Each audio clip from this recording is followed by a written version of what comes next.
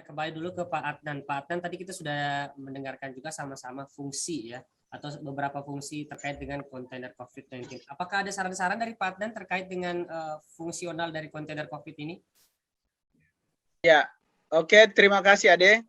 Jadi kalau seperti itu fungsinya, ya kalau dia dalam bentuk kotak bukan dalam bentuk mobil, kalau dia dalam bentuk mobil yang bisa mobilisasi, ya saya pikir yang perlu diminimalisir adalah jangan sampai ya tempat itu akan mengganggu mobilitas masyarakat gitu. Apalagi kalau dia masuk ke kelurahan, ditempatkan di suatu tempat, itu akan bisa mengganggu mobilitas masyarakat, ya di mana mau disimpan, ya dan lain sebagainya. Kalau di kelurahan itu tidak ada gedung memang, ya boleh jadi itu bisa dilakukan. Kalau dia hanya berfungsi sebagai penanganan khusus gitu, kalau tidak ada gedung yang bisa kita sewa di suatu tempat, itu boleh jadi dengan catatan bahwa ya space yang ada tidak terganggu, ya ruang-ruang yang ada di sana tidak terganggu dengan adanya kontainer ini, karena kalau dia dalam bentuk mobil atau dia harus diarah oleh mobil, dipindahkan oleh kendaraan, itu biasanya akan mengganggu jalan. Katakan dia tempat di jalan, dia ukuran 4x7, 4 meter itu cukup luas. Ya, sementara kalau dia akan ditempatkan di sekitar lapangan ataukah di sekitar puskesmas atau apa saja di situ, itu agak berat. Ya, kalau maksudnya adalah untuk mendekatkan pelayanan ke masyarakat. Kalau mau mendekatkan pelayanan, ya saya pikir ada ruang-ruang di sana yang space-nya kosong, yang space-nya itu bisa digunakan, ya saya pikir itu yang bisa dibuatkan tenda gitu.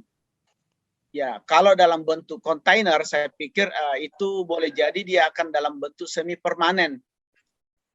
Ya, kecuali kalau hanya tenda-tenda. Kalau saya, ya terlepas dari ada keinginan untuk menjadikan ini adalah sebuah proyek, ya sebaiknya kalau kita berpikir efisien, ya mungkin kita masuk ke lorong-lorong, lalu membangun tenda-tenda. Ya, tenda itulah yang relatif efektif. Cuma kalau dari pertimbangan sisi lain, ya saya mungkin kurang mengerti kalau dari sisi, ya jadikan proyek itu apakah memungkinkan atau tidak. Ya, mohon maaf ini Ade. Ya, tapi kalau kita mau bercerita tentang apakah itu efisien, ya kalau menurut saya mungkin agak relatif kurang efisien. Kalau pertimbangan yang tadi, kalau efektif boleh jadi dia efektif, ya, tetapi efisien ya belum tentu. Ya, kalau menurut saya ya, dengan berbagai macam pertimbangan, ya karena di setiap kelurahan itu saya berkeyakinan bahwa ya belakangan ini banyak sekolah-sekolah yang tidak digunakan karena tidak ada tatap muka. Dan ruang-ruang itulah yang bisa kita gunakan sebagai pengganti dari kontainer. Banyak ruang-ruang yang tersisa sekarang. Ya, apalagi belum ada tatap muka anak-anak SMP, anak SMA, SD. Ya, itu yang bisa dimanfaatkan kalau saya, Ade. Terima kasih. Baik, terima kasih Pak. Dan saya kembali dulu ke Prof. Idrus. Prof. Idrus, bisa diaktifkan kameranya? Kalau pakai kamera susah anunya, sinyalnya. Oke, nggak apa-apa, pakai suara aja Prof. Idrus. Prof. Idrus, mungkin ada pesan-pesan yang ingin Prof. Idrus sampaikan terkait dengan penjelasan Pak Alok tadi mengenai fungsional dari kontainer COVID-19 ini. Silakan, Prof. Iya, jadi tadi katanya kontainer itu dia punya size-nya itu ukurannya 5x7 ya. Kalau yang saya lihat itu kan kontainer biasa itu. Kalau kontainer biasa itu saya kira ukurannya lebih kecil dari itu. Itu yang ada di belakang masjid yang saya biasa sholat Jumat di situ.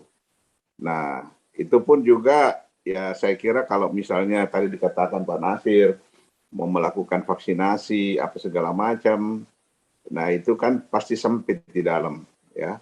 Kalau vaksinasi itu kan biasanya banyak orang yang datang mau vaksin, jadi itu kan ratusan.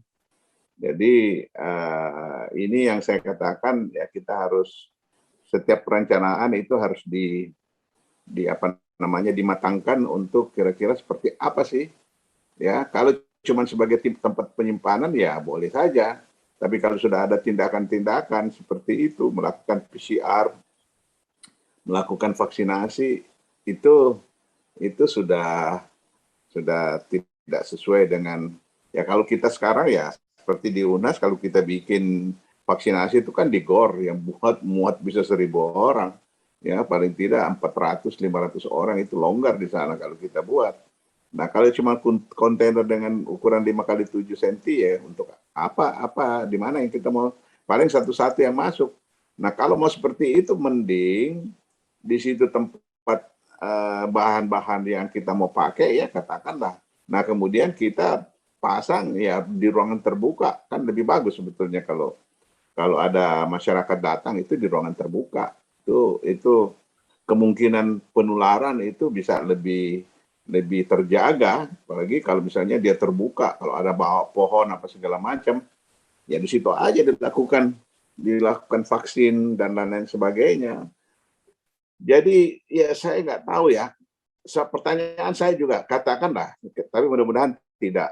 Katakanlah misalnya terjadi gelombang ketiga ya, kita diserang lagi seperti baru-baru ini, bahwa begitu banyaknya pasien di Jakarta, di Jawa ya, seperti itu. Nah, di mana fungsi daripada kontainer ini? Dia berfungsi sebagai apa? Ya, untuk isolasi kan pasti tidak, nggak mungkin, karena itu isolasi itu tempatnya harus besar. Jadi untuk apa itu barang? Jadi saya ya yang mempertanyakan ya, tadi kalau saya ditanya untuk apa, saya malah bertanya kembali, Pak Nasir ini sebetulnya apa? Tapi kalau keterangannya tadi seperti disampaikan tadi, ya ada simpan alat-alat kesehatan COVID, misalnya masker dan lain sebagainya, oke lah. Tapi kalau untuk pelayanan apa yang kita mau buat di situ? Pelayanan vaksin nggak mungkin lah kita kasih masuk satu-satu dalam kontainer. Nah ini yang saya pikir, oke lah ide sebetulnya banyak ya, ide-ide bagus ya. Tapi harusnya, saya bukan maaf ya, harusnya kalau begitu ya mungkin manggillah orang-orang ahlinya, kemudian kita diskusi, apa yang kita mau lakukan. Karena kalau saya nggak salah, ini kan sudah masuk di dalam mata anggaran, ya APBD ataukah apakah, saya nggak paham. Nah ini yang barangkali perlu pertimbangan matang lah ya untuk kita. Ya, selain itu saya selalu mengatakan bahwa apa yang dilakukan oleh kota itu sebetulnya luar biasa sebetulnya. Keinginan untuk itu ada niat baik untuk bagaimana kita memerangi, tetapi the way to reach ya, jalan untuk mencapai apa yang kita inginkan itu yang harusnya matang. Nggak bisa ada ide begini, oke kita lakukan.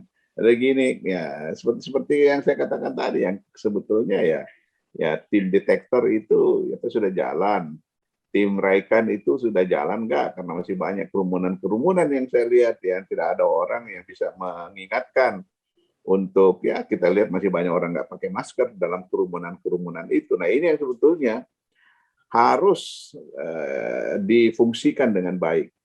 Nah ini juga yang 141 kontainer ini, apalagi kalau saya lihat di ukuran 5 meter kali 7 meter, itu berarti kontainer baru dibuat itu, bukan kontainer yang ada yang dipasang di situ. Karena kalau kontainer barang, ya yang kita biasa lihat barang-barang dipakai mobil-mobil kontainer itu kan ukurannya tidak sebesar itu. Paling ya bak itu 3 meter paling besar, barangkali 2 meter lebih, ya kali sekian meter. Ya. Dan itu yang kontainer itu yang saya lihat di beberapa tempat ya. Sebetulnya saya sudah ada gambarnya, cuman saya karena sinyal kurang bagus, saya mau kirim sebetulnya untuk itu, tapi belum bisa. Tapi saya coba ya untuk mudah-mudahan supaya kita bisa lihat sebetulnya desainnya apa, desain dari luarnya gambarnya bagus ya, tetapi fungsi dalamnya ya saya nggak paham seperti apa, ya. Dan itu juga tadi sudah dikatakan Pak Adnan bahwa ya kan kalau masuk di dalam kontainer itu kan gelap gitu. Ya harus ada sistem elektrik, Apalagi kalau orang mau duduk lama di situ ya harus ada AC. Kalau tidak itu kan panas sekali di dalam itu, ya. Nah itu barangkali tambahan dari saya. Baik, terima kasih Prof. Idrus. Terakhir saya ke Pak Alok. Pak Alok, dari sekian banyaknya masukan-masukan, memang ya yang namanya terobosan itu pasti harus ada yang memberi masukan terkait dengan bagaimana terobosan itu bisa bekerja secara maksimal. Nah, dari Pak Alok sendiri, apa yang ingin Anda sampaikan, Pak Alok? Terima kasih. Pada prinsipnya, niat pemerintah Kota Makassar mengadakan kontainer ini adalah percepatan pelayanan di tingkat kelurahan terkait dengan permasalahan kopi.